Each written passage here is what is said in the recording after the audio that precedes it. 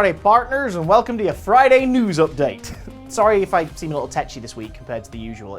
It's just that I stayed up all night on Tuesday, streaming the War for Wakanda DLC for Square Enix's Avengers game. It's just so disappointing, and you know what? Not important. That was in the past. This is now, so let's dive into it. Oh, well, what do you know? The past is actually important, at least as far as Kotaku is concerned, after they released a report that claims Rockstar Dundee is heading up development on a Grand Theft Auto remaster trilogy comprising of the PS2's key GTA titles, Grand Theft Auto 3, Vice City, and San Andreas.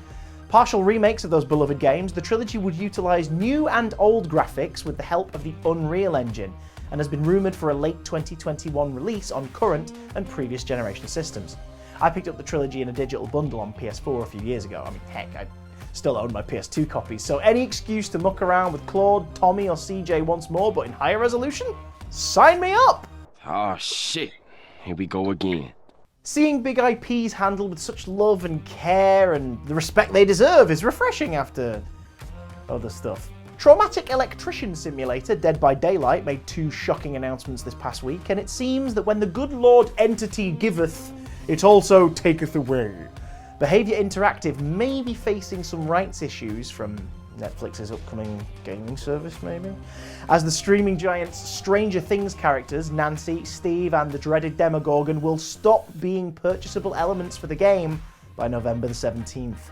The big fan favourites will remain playable for all who bought them, so take advantage of the 50% deal now if you've been on the fence, or if you live in the upside down, under the fence.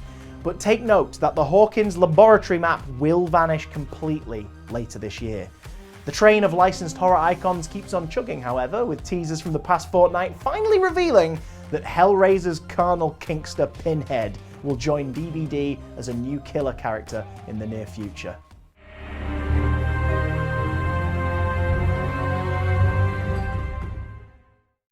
Isn't it great to have a team promise regular varied DLC with multiple fan favourite franchise stars and actually deliver on that promise?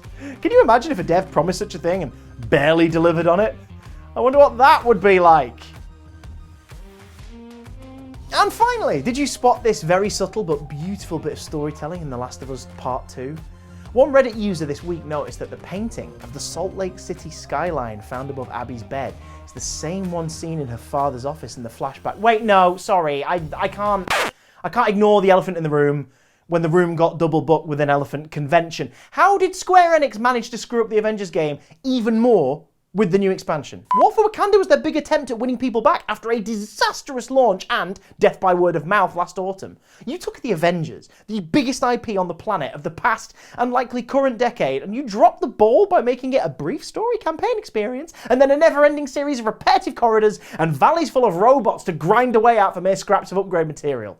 Sounds like Avengers to me. Oh wait, no it doesn't. I know, let's suck all the appeal out of each of them and then you have to do the same bland missions again and again. Poor Miss Marvel. Actually getting something of substance in the story mode to do, but once that's over, boom, no, now she's a bland vessel for pointless chest questing too. Don't you find that the movies miss something when they don't have the heroes stealing power-ups from boxes in dark caves every 10 minutes? That every business was hit hard last year. It must have taken a lot of time and coordination to get everyone at Crystal Dynamics onto releasing the game without crunch, so help me God if you made them crunch for this. But for the exact same pacing, combat and progression issues to still be plaguing this constantly updated online game nearly a year after its release says so much about how detached you are from your end product. War for Wakanda is the first significant change and update after the so-so and piss-poor Kate and Clint DLC chapters in the spring, and still, it is riddled with all of the original issues and then some. Don't even get me started on the lush jungles of Wakanda basically being the same forest layouts from the war table, but with more leaves and the saturation turned up.